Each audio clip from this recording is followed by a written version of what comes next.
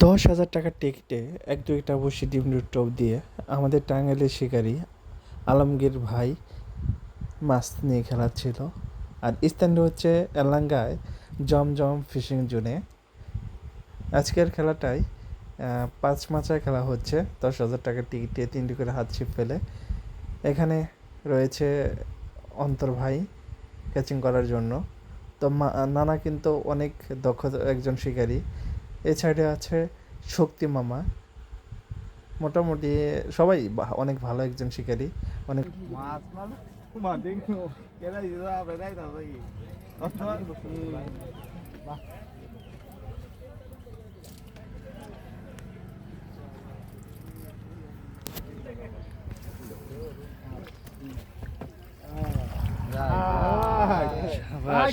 প্রথম একটা নানার একটা বন্দি না